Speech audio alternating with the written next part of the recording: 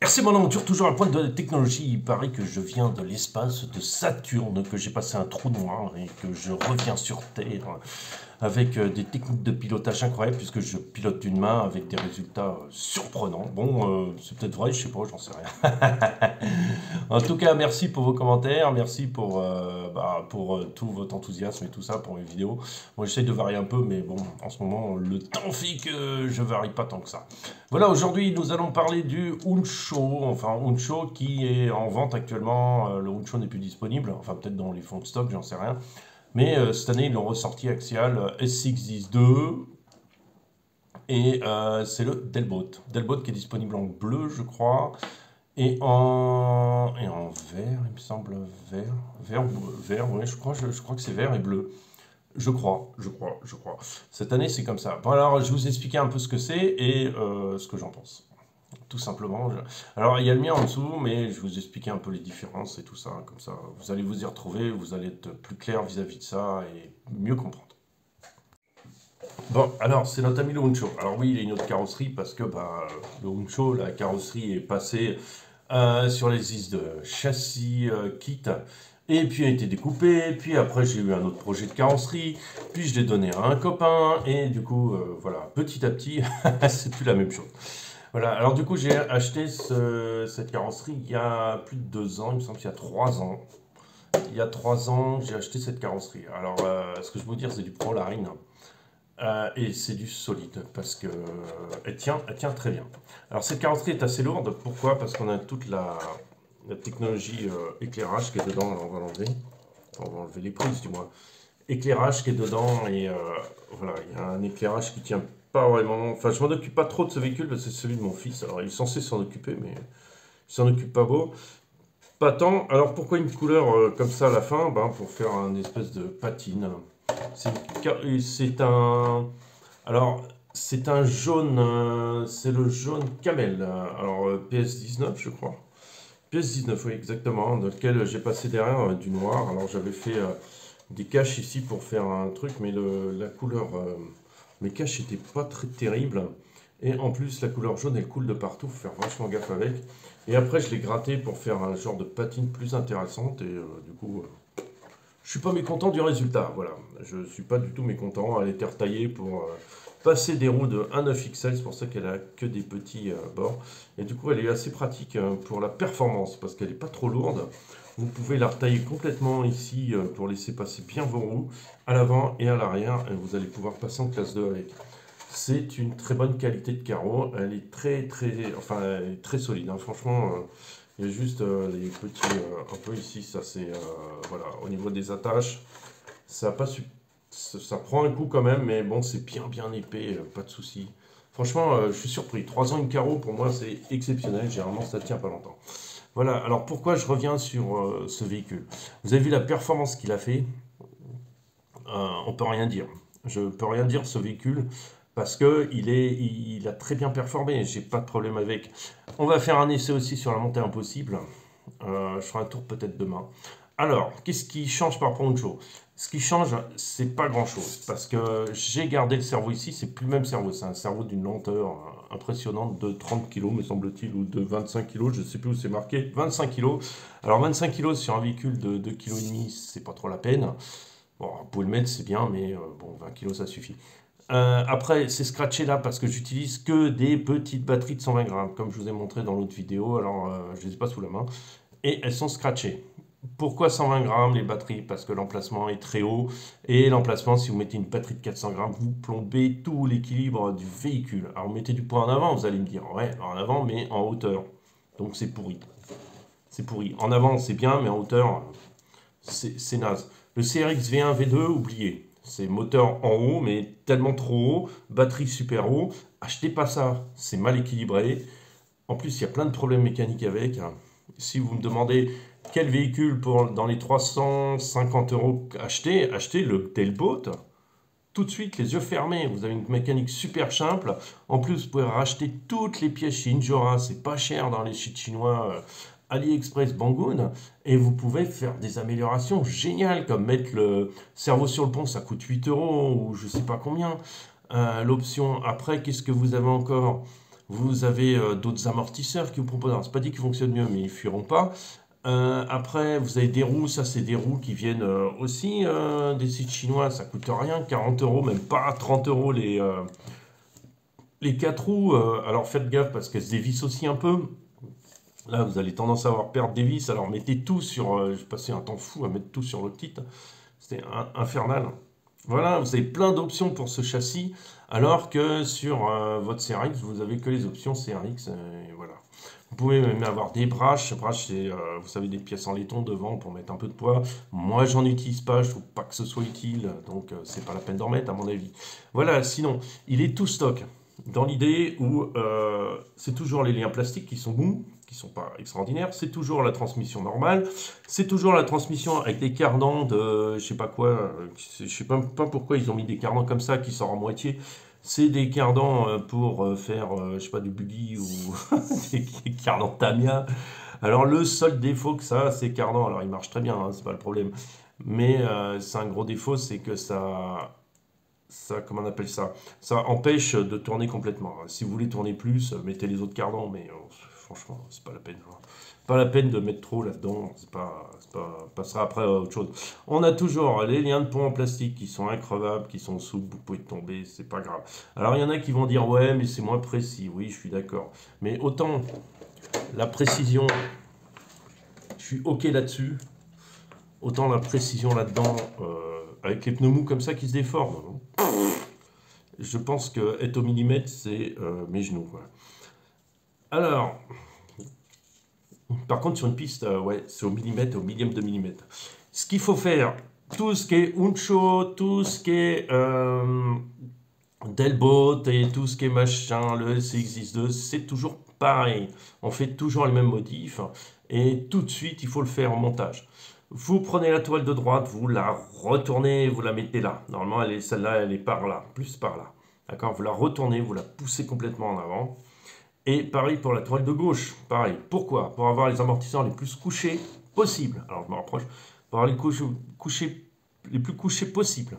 Voilà. Après, à l'avant, on ne modifie pas les points. On ne bouge pas, on ne touche pas à ça. La seule chose qu'on va toucher, c'est on récupère les ressorts de l'avant qui sont les ressorts durs.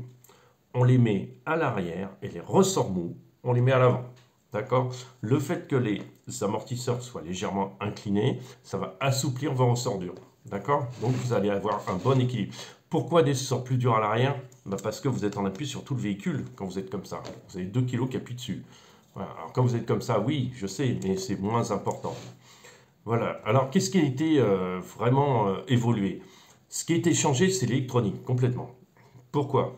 Parce que l'électronique d'origine, le variateur qui est un Hobby-Wing 1040 rebadgé, qui est vendu une fortune chez Axial, mais que vous pouvez acheter vraiment pas cher chez Hobby-Wing.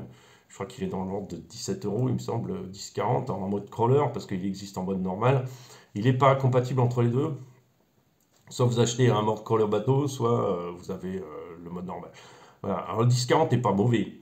Il est bon, mais il n'a pas un aussi bon contrôle que le 1080. Le 1080, vous avez rien de mieux.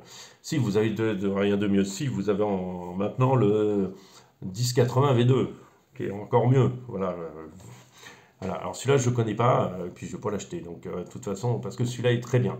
Il serait que par une carte électronique, ça, il y a des vidéos il y a tous mes réglages dessus, comme ça, si vous voulez copier, vous pouvez. Tout est transparent sur ma chaîne. Le seul défaut qu'il y a, c'est que vous avez sur le 1040 de chez Axial directement certaines lumières qui se branchent directement avec des prises spécialement prévues pour, directement là.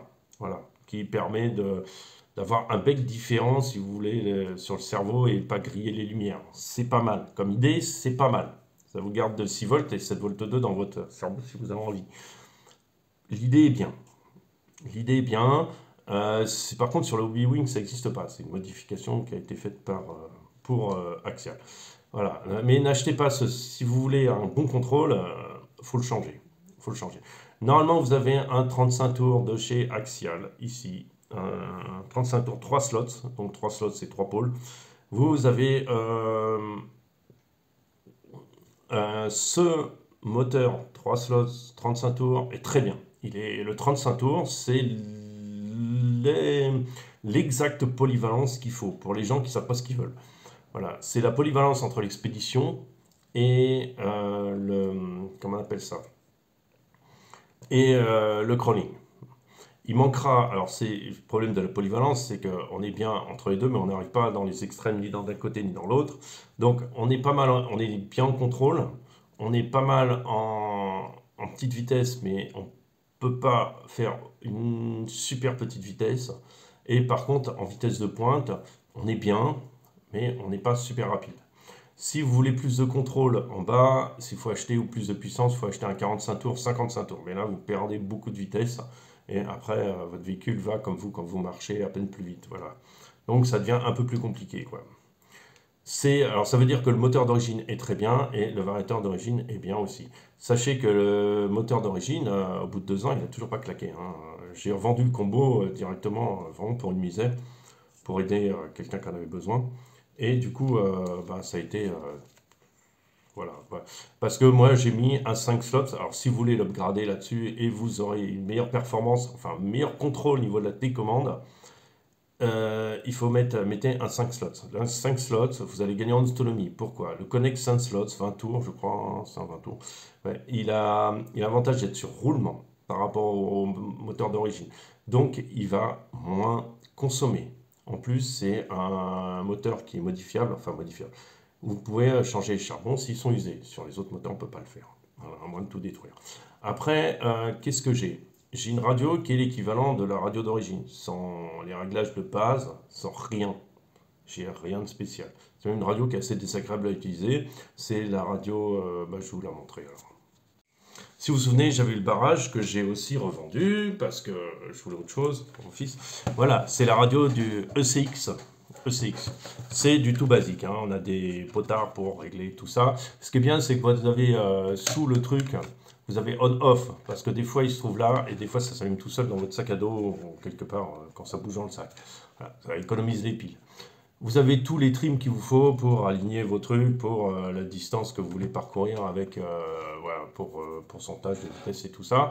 Vous avez les reverse, vous avez vraiment le minimum qu'il faut et très bien. J'aime pas trop cette radio parce que j'ai du mal, même moi qui ai un grand pouce, on a changé le truc pour avoir un truc plus sympa, mais c'est limite pour attraper le machin. Après, c'est une radio qui est absolument pas agréable à utiliser, mais ce n'est pas grave, ça suffit parce que le variateur va le gérer. Vous allez pouvoir régler sur votre variateur ce que je règle aussi sur ma radio. Voilà, ce que normalement vous pouvez régler sur votre radio, là vous allez pouvoir récupérer sur le variateur. Qu'est-ce qu'on peut dire sur ce véhicule? Il y a une autre modification que j'ai faite, c'est les amortisseurs. Ce sont ceux que j'utilisais d'abord sur l'autre véhicule. C'est ceux qui sont en slot. C'est-à-dire, il y a un ressort de stylo bic à l'envers qui me redescend légèrement le châssis. D'accord? Ok. En plus, ça vous permet de tenir le point hauteur. C'est-à-dire que quand vous êtes en dévers, en fait, au lieu de trop pencher, ce ressort-là va tenir la masse en hauteur. Ce qui vous permettra d'être plus droit que d'être complètement de travers et après de tomber. Voilà, c'est un petit plus qui n'est pas négligeable, surtout que d'origine, cet engin est un poil haut. D'accord? Donc c'est le meilleur système pour le rabaisser, c'est vous mettez des ressorts de stylo bic dans les 4 amortisseurs. Tout simple. J'ai de l'huile un peu plus fluide à l'avant, c'est l'huile d'origine, faites gaffe aux fuites. J'ai de la 40 VE à l'arrière, un peu plus épaisse. Voilà, c'est tout. Parce que j'aime bien. Ne faites pas ce que certains font, c'est-à-dire enlever l'huile. Ça ne sert à rien. Au minimum, mettez-en la moitié si vous voulez, parce qu'après, votre truc n'est plus lubrifié du tout, et après, ça marche par palier, c'est une catastrophe, c'est nul. Mais pas d'huile, non, c'est pas bon du tout, c'est pas bien du tout. Seconde modification, qu'est-ce qu'on a? Alors, on n'a aussi pas les pneus d'origine. Les pneus d'origine ne correspondent pas au terrain où je roule, et généralement en Europe, je pense que les pneus d'origine sont assez fins et correspondent plutôt à un terrain plutôt sec, comme le désert, ou ce genre dans l'Utah, ou j'en sais rien. Voilà, donc on est obligé de les changer. Moi, je conseille les Showdown. Pourquoi les Showdown? Parce que c'est des all-round. Ils passent partout. Ils passent aussi bien correctement sur le rocher. Bon, c'est pas de la super performance, mais ça passe très bien sur le rocher. Le rebond est relativement correct. Et ce qui se passe encore, c'est qu'il est assez large pour vous donner un peu plus de stabilité à votre engin. Plus, encore, il a une autre chose qui est bien, c'est qu'il a les crampons qui passent aussi bien dans la boue que sur le terrain. Ceux-là, ce sont des pneus qui ont 2 ans et demi, qui sont utilisés depuis 2 ans et demi. Ils sont usés. Usés, usés, usés. D'accord. Mais la gomme est toujours aussi collante, et ça, c'est agréable. Ok. Donc ça, c'est des pneus, si vous faites de l'expédition, voire un poil plus, je vous conseille ça, franchement. Ne cherchez pas à vous compliquer, à essayer de chercher des pneus introuvables de chez KLR ou j'en sais rien. Et puis renseignez-vous parce que il y a des pneus qui sont hyper durs de chez je sais pas qui, une horreur. On a fait des essais, c'était catastrophique, et des pneus super chers. Donc ça, c'est du bien. Ça marche jusqu'à 2,5 kg, 3 kg, vous serez tranquille avec ça. Si vous trouvez que c'est un peu mou, bah, vous changez la mousse, c'est qu'elle est écrasée. D'accord, mais c'est de base, ça ira très très bien. Ou, alors, qu'est-ce qu'on peut dire sur ces pneus? Bah, ces pneus, à l'arrière, ils sont montés mousse normale, sans rien. À l'avant, alors pour trouver ma modif, comment je l'ai faite, il va falloir aller sur un de mes lives. Je crois que ça s'appelle les mousses hamburger ou quelque chose comme ça. Où j'explique comment je fais ça. Alors, je ne vais pas la démonter pour vous, mais je vais vous expliquer un truc. Je vous explique. Déjà, j'ai acheté les Proline. Alors, j'ai essayé de percer des trous, pas que pour les alléger, mais surtout pour les assouplir. Proline, double densité, une densité molle et une densité qui est censée tenir votre pneu. J'aime pas du tout. Pourquoi j'aime pas du tout?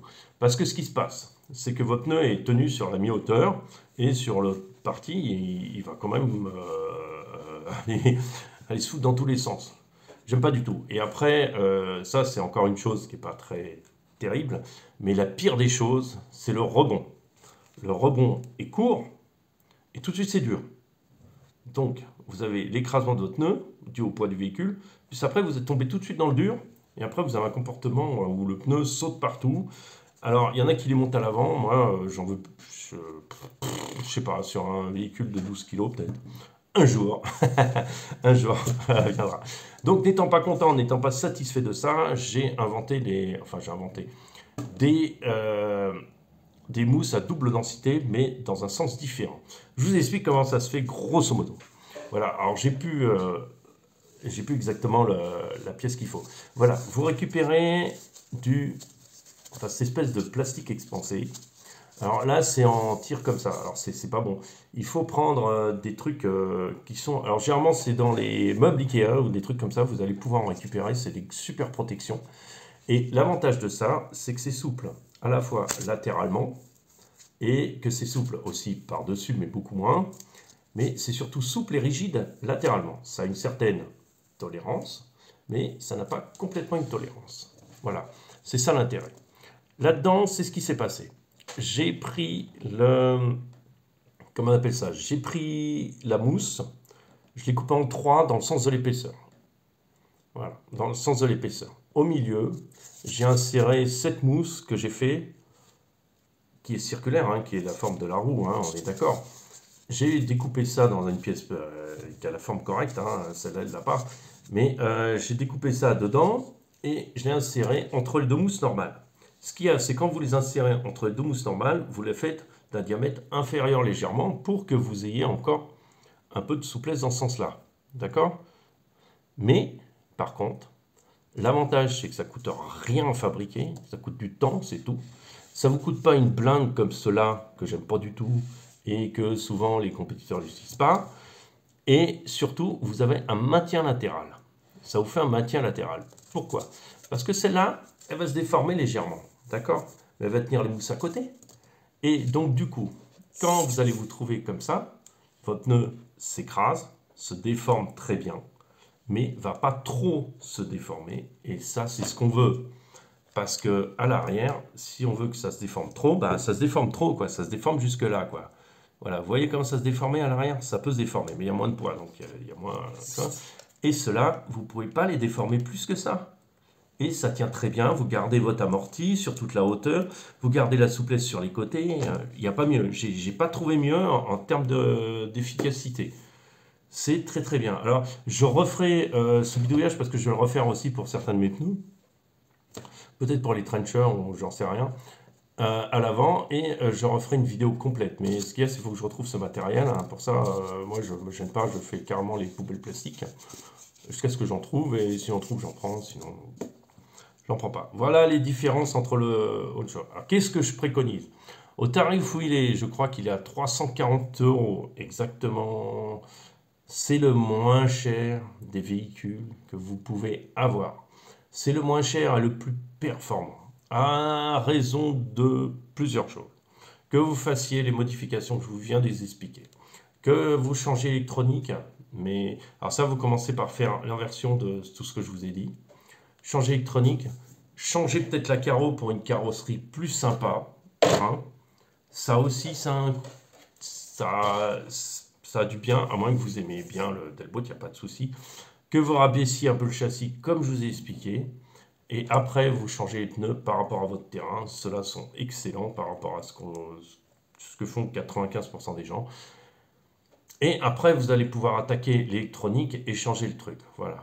C'est un véhicule qui est d'origine et bien équilibré, d'origine et simple.